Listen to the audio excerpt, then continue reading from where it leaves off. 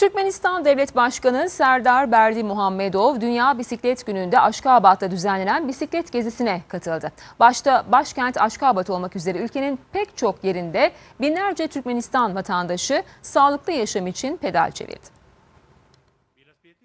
Kopet Dağı etekleri bisiklet turuna ev sahipliği yaptı. Birleşmiş Milletler Genel Kurulu tarafından ilan edilen Dünya Bisiklet Günü Aşkabat'ta kutlandı. Etkinliğe Devlet Başkanı Serdar Berdimuhamedov başta olmak üzere çok sayıda Türkmenistan vatandaşı katıldı. Başkentin cadde ve sokakları bisiklet tutkunlarıyla doldu taştı.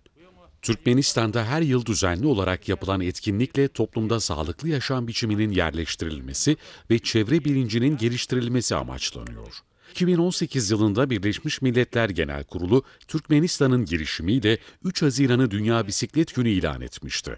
Yine Türkmenistan'ın Birleşmiş Milletler Genel Kurulu'na sunduğu bir teklifle toplu taşıma sistemlerine bisiklet kullanımının da dahil edilmesi hakkında karar oy birliğiyle kabul edilmişti.